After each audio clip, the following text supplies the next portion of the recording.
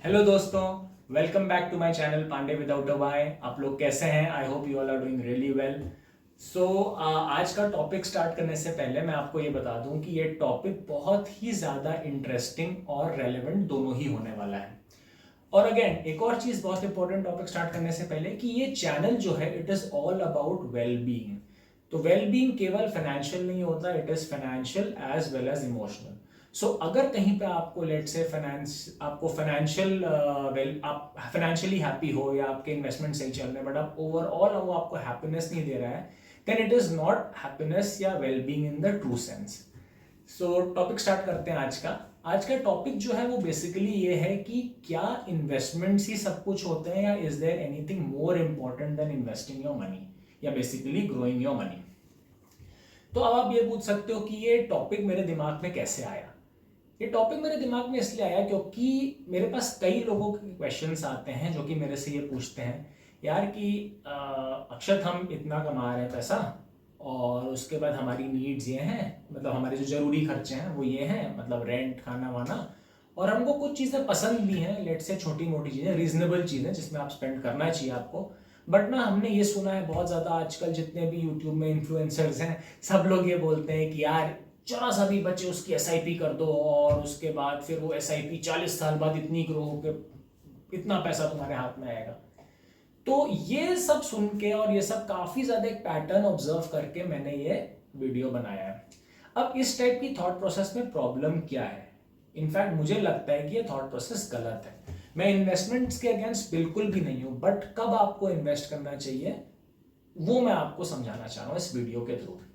देखिए, दो चीजें होती हैं, एक होती है आदमी की नीड्स, एक होती है आदमी की वांट्स। सो नीड्स क्या होता है? बेसिकली जो आपके जरूरी खर्चे हैं, जो नॉन नेगोशिएबल्स हैं, जो आपको करने ही करने हैं। लेट से आपको खाना पीना, या अगर आपका घर नहीं है तो रेंट, या घर है तो उसकी ईएमआई, ये सब आपकी नीड्स हैं, आपको करने ही करने खर्चे। वांट्स मतलब ये हो गया कि जो आपको चीजें पसंद हैं, जो आप करना चाहते हो, जिनमें आप खर्चा करना चाहते हो थोड़ा पैसा और अपना टाइम। अब बॉन्ड्स जब मैं बोल रहा हूं तो मेरा ये मतलब नहीं है कि बिल्कुल ही अयाशी करो, नहीं, रीजनेबल बॉन्ड्स। जैसे लेट से किसी को थोड़ा घूमने फिरने का शौक है, अब घूमने फिरने का शौक है, इसका ये मतलब नहीं कि वो 7 स्टार होटल में ही पूरा टाइम रुके, वो मैनेज कर सकता है अपने फाइनेंसिस के हिसाब से। या लेट से किसी को गिटार बजाने का शौक है, तो ये सब ऐसी बॉन्ड्स हैं जो आपको हैप्पीनेस दे रही हैं और आप इनमें खर्चा कर सकते हो। तो अब प्रॉब्लम क्या है कि फाइनेंशियल लिटरेसी अच्छी है, इंडिया में बढ़ रही है, it's a good thing, but उसके साथ साथ कुछ इश्यूज भी हैं। जैसे लोगों को ये लगता है कि अगर हम बिल्कुल अपना पेट काट के इन्वेस्ट कर दें तो वो 40 साल बाद पैसा इतना हो जाएगा। तो इसमें वो दो चीजें मिस आउट कर रहे हैं। पहली चीज जो बहुत इंपॉर्टेंट मिस आउट कर रहे हैं वो ये है कि आप अपने जो वांट्स हैं, जो आपको अच्छी लगती है, उनको आप सप्रेस करो, दबा रहे हो उनको, ठीक है। और दूसरी चीज ये, वो पैसा अगर 40 साल बाद लेट से इतना करोड़ आपको दिख भी रहा है तो इन्फ्लेशन कहाँ गया? इन्फ्लेशन मतलब महंगाई बेसिकली। वो तो महंगाई भी तो है, कोई महंगाई नाम की भी तो एक चीज है, राइट? वो उतना पैसा जो आपको लेट से 10 करोड़ दिख रहा है, हो सकता है उसकी वैल्यू 10 लाख के बराबर ही हो, जस्ट गिविंग एन एग्जाम्पल। और उससे भी ज्यादा इंपॉर्टेंट चीज कि 40 साल बाद क्या आप वो एंजॉय कर भी पाओगे कि नहीं कर पाओगे, आपको नहीं पता। तो मेरा मानना यह है कि आप अपनी रीजनेबल वांट्स में पैसा खर्चा करो, बिल्कुल करो। नीड्स आपको करनी करनी है, वो नॉन नेगोशिएबल है, बट वांट्स में भी आप अपने खर्चा करो जो आपको खुशी दे रही हैं। उसके बाद जो आपको पैसा बचे वो आप इन्वेस्ट करो। I am not against investment इन, बल्कि इस चैनल पे मैं आपके साथ काफी इन्वेस्टमेंट वाली बातें भी करूंगा, बट ओवर आर्चिंग थीम अगर मैं बोलूँ इस चैनल की, वो वेल बीइंग है। सो अगर आपके इन्वेस्टमेंट आपको खुशी नहीं दे रहे हैं, then there is no point. So ये, और इसमें एक और प्रॉब्लम बहुत बड़ी ये है कि लेट से आपने 1 महीना ये प्रैक्टिस फॉलो करी कि यार हम ना अपनी वांट्स नहीं, अपने इच्छाएं दबा देंगे, इन्वेस्ट करेंगे। 1 महीना किया, 2 महीना किया, 3 महीना किया, 4 महीना किया। एक टाइम के बाद क्या होता है ना, ये एक पैटर्न बन जाता है, या माइंडसेट आपका वैसा बन जाता है जब आप नहीं फिर उसके बाद उसको चेंज कर पाओगे तो आप बेसिकली इंजॉय ही नहीं कर पाओगे लाइफ को। सो इसका एक मैं बहुत ही आपको रेलेवेंट एग्जाम्पल देता हूँ कि मेरे एक जानने वाले हैं, उनकी एज भी काफी ज्यादा है, ठीक है, उनके पास पैसा भी अच्छा खासा है, बट पॉइंट क्या है कि अगर मैं उनसे लेट से कुछ पूछता हूँ कि, और उनको फ्रूट्स खाना बाय द वे बहुत पसंद है, तो ये इस पर्टिकुलर स्टोरी के लिए रेलेवेंट पॉइंट है, इसलिए मैं आपको बता रहा हूँ। उनको फल खाना बहुत पसंद है, और फल लेट से मैं उनसे कभी बोलता हूँ कि चलिए कीवी खाने चलते हैं या एवोकाडो खाने चलते हैं, और उनको पसंद भी होगा, लेकिन जब वो दाम सुनेंगे उस चीज का और उसके लिए वो उनके लिए काफी अफोर्डेबल है बाय द वे, तो वो कहेंगे नहीं यार हमको नहीं खाना, हम नहीं खा सकते। तो क्या पॉइंट है, मेरा मतलब ये है। अच्छा, मैं उनको ब्लेम भी नहीं करता, क्यों? क्योंकि हो सकता है वो उस टाइम पे पैदा हुए हैं काफी पहले, या उन्होंने अपने बचपन में काफी ज्यादा डिप्राइव फील किया हो, या उनके पास थोड़ा पैसे के इश्यूज रहे हो, तो उनके अंदर वो आदत पड़ गई। तो मेरा मतलब ये है कि धीरे धीरे आप ऐसे मतलब जब आप एक प्रैक्टिस फॉलो कर लेते हो तो वो आपका माइंडसेट या आपके हैबिट्स में इनकलकेट हो जाता है। तो आज के डेट में तो वैसा नहीं है। अगर आप अच्छा कमा रहे हो तो आपके हाथ में पैसा है, ठीक ठाक भी है, तब भी आप इंजॉय कर सकते हो। इंडिया एक सही पोजीशन में चल रहा है अभी।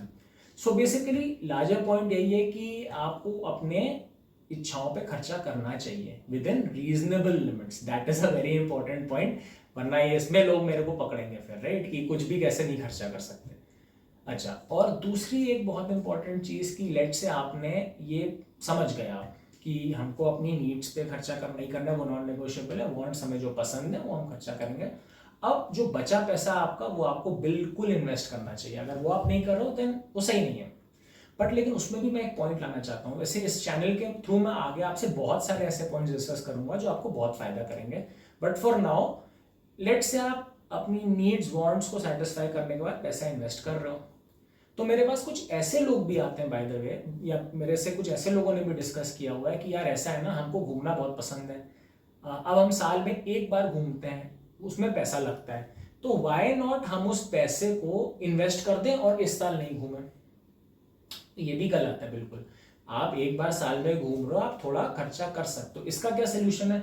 लेट से आपने इन्वेस्ट भी किया पैसा, ठीक है, आपने कुछ टाइम तक इन्वेस्ट किया, और देखिए स्टॉक मार्केट या इक्विटीज में पैसा ना कभी आपका ऐसे नहीं जाता है। और फिक्स्ड इंस्ट्रूमेंट्स की मैं नहीं बात कर रहा हूँ, एफडीज वगैरह की, मैं स्टॉक मार्केट की बात कर रहा हूँ फॉर नाउ, या म्यूचुअल फंड्स की बात कर रहा हूँ। तो आपका पैसा ऐसे नहीं होगा, वो ऊपर नीचे ऊपर नीचे ऊपर नीचे जाएगा, ठीक है, कभी वो बढ़ेगा कभी घटेगा। तो जो आपको रिटर्न्स दिखते हैं 15% 14%, वो एवरेज रिटर्न्स होते हैं फॉर द टाइम बिंग, आप ये समझ लो। तो अगर आप लेट से टॉप वाले फेज में अगर आप पैसा नहीं निकालते हो, और नीचे वाले फेज में आप एनीवेज, आपको समझा ही रखा है सबने कि नहीं निकालना वरना आपको बहुत नुकसान होगा, तो टॉप वाले फेज में लेट से आपकी एक रिटर्न की फिक्स्ड एक्सपेक्टेशंस है 15% फॉर दैट मैटर। तो अगर आपको 15 से ज्यादा मिल गया, 15 मिल गया, तो आप कभी पैसा थोड़ा बहुत निकाल सकते हो। पूरा नहीं मैं बता रहा हूँ निकालने के लिए, वरना फिर आपका ये रहेगा पॉइंट की कंपाउंडिंग कैसे होगी पैसे की, राइट। तो थोड़ा अगर आप नहीं निकालते हो, जब मार्केट आपके ऊपर रहते हैं या आपका जब इन्वेस्टमेंट्स अच्छा कर रहे हैं, तो क्या होगा देखिए कि ऊपर में आपने नहीं निकाला, नीचे जब जाएगा मार्केट तब आप निकाल नहीं पाओगे। तो लेट से 4 5 6 महीने तक नीचे रह गया मार्केट, तो वो आपको दुख देगा एक तरीके से, क्योंकि आपने टॉप वाले फेज में जब आप निकाल सकते थे तब आपने कहा मैं नहीं निकालूंगा, मैं ना एक साल में एक बार घूमने जाता हूँ, मैं नहीं जाऊंगा। तो आपने फिर अगेन यार इंजॉय नहीं किया, और जब नीचे आया मार्केट 5 6 महीने, तो आपको बहुत दुख देगा। अगर यही चीज आपने लेट से ऊपर थोड़ी इंजॉय कर ली थी, आप कहेगा चलो यार कोई बात नहीं, नीचे गया वहां तो इंजॉय कर लिया ना हमने अपना पैसा। तो ये माइंडसेट जैसा मैंने कहा वो बहुत इंपॉर्टेंट है।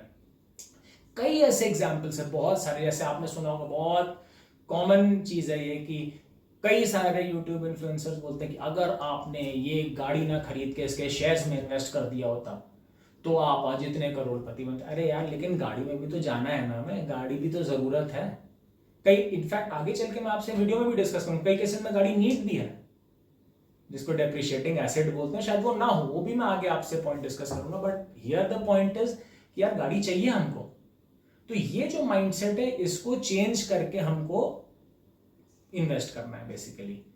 मैं आपसे आगे चल के काफी सारे इन्वेस्टमेंट रिलेटेड टॉपिक्स भी डिस्कस करूंगा, बट ओवर आर्चिंग थीम जैसा मैंने पहले बोला, इट इज वेल बीइंग। अगर आपका फाइनेंशियल इन्वेस्टमेंट्स या आपका जो फाइनेंशियल लाइफ है वो आपको हैप्पीनेस नहीं दे रही, then there is no point. So ये that is the theme that I wanted to bring forward today.